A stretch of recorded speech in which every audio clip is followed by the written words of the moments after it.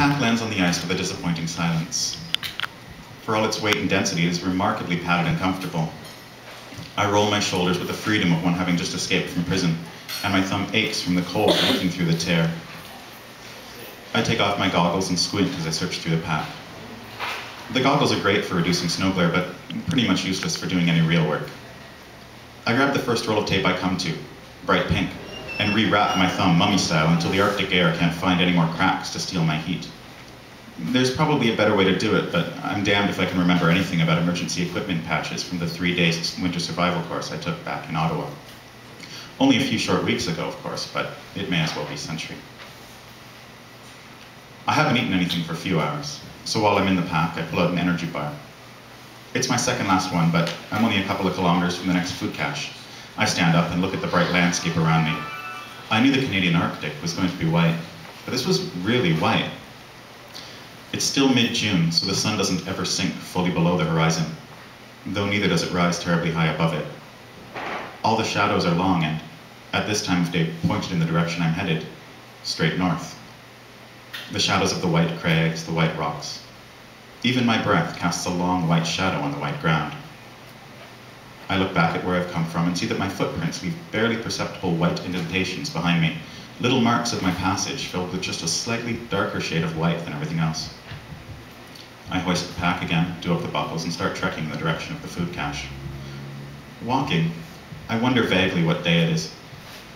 Probably Thursday, maybe Wednesday. A few days ago, I'd turned off the time and date function on the GPS. Knowing where I was on the planet and how far I was traveling was good enough for me.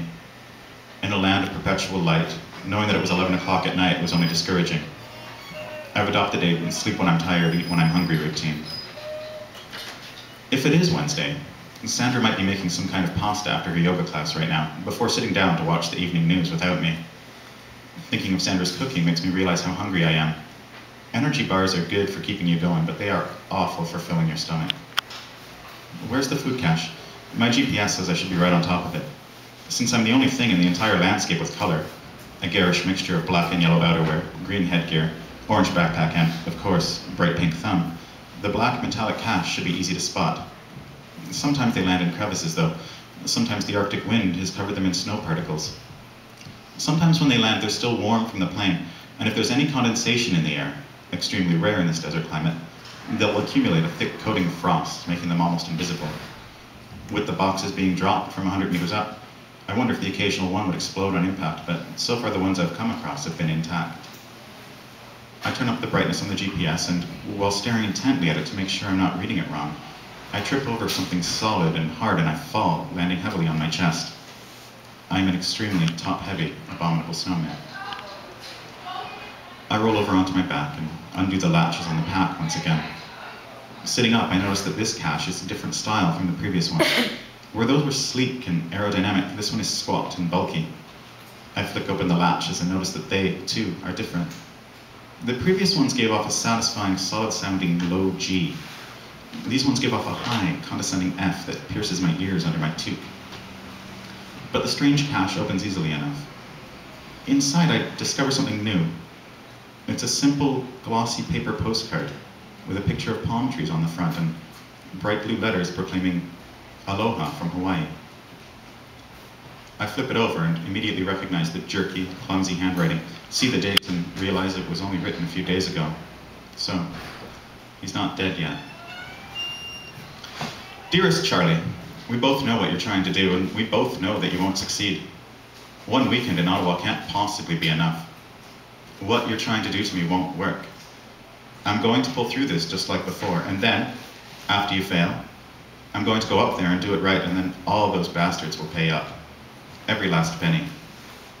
But you should forget about the money. Their lawyers and accountants will never actually agree to it. They were just putting on a good show for the media. The world might be watching you and cheering you on, but I know you for the backstabbing hypocrite you are. Good luck once you hit open ice. You might discover the caches are a little harder to find up there. Your loving brother, Lawrence. P.S. I'll be sure to give your love to Sandy. I laugh then, sitting there in the middle of the desolation, thinking about Larry back home in his hospital bed, thinking about how completely pissed off he's going to be when I show up in Russia alive and well in a few months. I eat as much as I damn well please of the self-heating meatloaf and mashed potatoes with apple crumble for dessert. Then I fill my bag with more energy bars, some salt packets, a few protein crackers, and some juice crystals. I have yet to make any juice on this journey, but the crystals are great just to snack on, to melt in my mouth while lying in the cold tent after a long, cold day. Larry's postcard is lying palm trees up on the ice, and I decide to leave it there. Maybe human eyes will never see it again. Or maybe, through some fluke of geology and the environment, it'll get preserved in the ice somehow, and some archaeologist will find it in a few millennia. At any rate, I've got enough reminders of my little brother to keep me going for years. Remotivated, I get up and start walking again. For all I know, it could be 11:30 at night, but I'm not tired yet, so it's not time to pitch the tent yet. The cold, as always, causes my joints to ache, but I try to think of it more as a reminder of my childhood, as an old friend, rather than an annoyance. As I walk, I wonder how Larry managed to get that postcard in there when the caches should have all been deposited a couple of weeks ago. But he's a resourceful guy, capable of pulling off magic tricks from thousands of kilometers away, even bedridden.